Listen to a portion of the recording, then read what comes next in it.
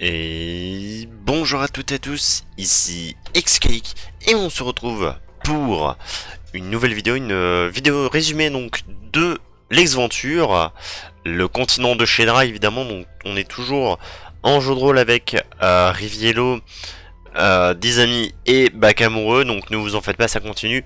Je vous rassure juste, étant donné que ça fait 3-4 semaines, 3 semaines, je sais plus, que je devais vous sortir déjà le résumé du live 3, mais je vais en profiter pour vous faire le résumé du live 3 et du live 4.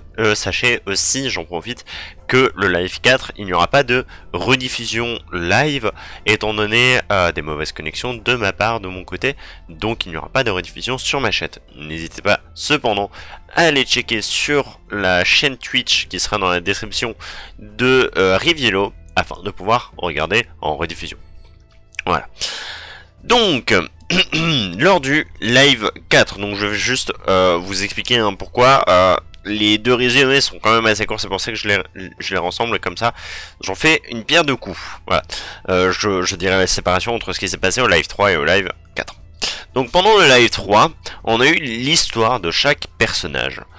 Dans un rêve qui était commun mais individuel. Commun dans le sens où ils faisaient tous un rêve qui était traficoté et où on forçait un peu à revoir un flashback, mais individuel dans le sens où chacun vivait donc un moment différent de leur histoire. D'Alvar, par exemple, ça a été le moment de son académie, de la perte de sa femme et de sa malédiction. Humber, quant à lui, ça a été quand il était plutôt du côté de l'orphelinat, car quand il était jeune, il a été abandonné par son oncle, ses parents étant décédés aussi assez jeunes. Il a donc été placé en orphelinat. Il a rencontré aussi son oncle en fait en orphelinat, à part qu'à ce moment-là, il ne le savait pas. Je veux dire qu'il ne savait pas que c'était son oncle.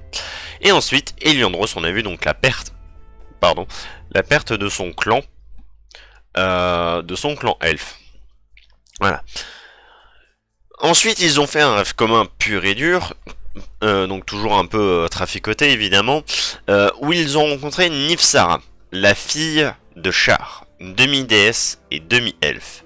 Char, donc c'est la déesse qui est chargée de la magie de l'ombre, donc un peu tout ce qui est illusion et tout ce qui s'ensuit. Elle est neutre mauvaise. Comme ça, vous avez une petite idée. Elle raconte son objectif, qui est de tuer son père, qui a dupé sa mère, il y a fort longtemps, et qui, grâce à ça, a encaissé, volé, en quelque sorte, une grosse source du pouvoir de Char, et il est aussi devenu donc le chef du clan Elfe Sédir, donc qui est un clan elfe vieux d'avant tout. Il faut savoir que Char, c'est la déesse de la tromperie et tout ce qui s'ensuit. Elle est vraiment devenue comme ça. Elle est vraiment devenue une déesse mauvaise, justement à cause de cet événement qui remonte à plus de 600 ans. Plus de 60 ans, pardon, étant donné que Nifsara a 60 ans, 20 ans en équivalent humain. Vraiment. Voilà. Donc voilà, il est devenu un genre de demi-dieu, et elle, Nifsara, s'est alliée au culte de Talos pour justement essayer d'intercepter et de tuer son père qui est devenu beaucoup trop dangereux. Et aussi par vengeance. Mais si par contre les aventuriers acceptent de les aider, elle arrêtera son alliance avec le culte de Talos, étant donné qu'elle sait que Shendur et Shenmue ont vu un potentiel dans nos aventuriers. Les aventuriers hésitent, et elle donne alors un rendez-vous au max dimanche prochain, donc au Dimkai, vers midi, à Kaninsen. Shenmue n'est pas mort, parce qu'il s'était fait frapper, et qu'on avait une hésitation si oui ou non, et il était mort. Et Shendur va donc le soigner. Puis ils partent vers Kurkez pour finir leur quête d'une demande d'aide afin d'aider donc les personnes qui se sont crashées en bateau. Ils rencontrent un ours qu'ils font fuir grâce à la magie et arrivent enfin à Kurkez où ils peuvent demander de l'aide pour aider les naufragés. Donc ça c'était lors du live 3. Au niveau du live 4, il s'est pas passé grand chose en plus, donc ils se sont réveillés à Kurkez, hein, tout se passait bien. Ils ont découvert un peu plus sur la ville de Kurkez, un peu plus sur la région. Ils ont découvert que Kurkez était une ville militaire, basée sur la formation d'unités militaires, que Kaninson était une ville chamanique, qui était chargée de prier le dieu de Tempus, qui est donc le dieu de la guerre, que Binop est une ville purement consacrée à la forge, et où trois races s'entre-chamaillent entre elles, donc les nains, les humains et les orques, donc dans la bataille de qui forge le mieux.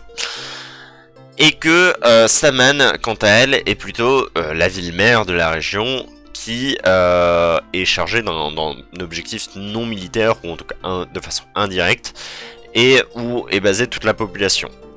Enfin, il y a donc Kurkez Damery, j'ai pas ma note, j'ai pas mes notes, attendez, j'ai checké, Damery, voilà, qui est donc un nain qui fait partie de la petite montagne naine, il me semble, de la montagne naine, voilà, qui est un clan de nains, à part que lui, il n'a pas voulu se reconsacrer à une vie naine, il a voulu se reconsacrer plutôt à une vie normale, humaine. Voilà. Ils ont donc remercié ce gentilhomme pour ses informations, et ils ont décidé de prendre et d'accepter de l'aide de la part de la ville pour partir de la ville et accepter le chariot qui les déposait donc à Binop pour se rendre vers Kaninson. Ils arrivent donc à Binop, et là, bon, mais ils font aussi encore une fois le tour de la ville et essayent de se trouver de l'équipement, donc un magasin, enfin plusieurs magasins. Comme je vous l'ai dit, Binop étant chargé énormément de la forge, ils ont principalement trouvé donc tout ce qui était armure, armes et munitions, donc tout ce qui va être flèches, carreaux d'arbalète, etc.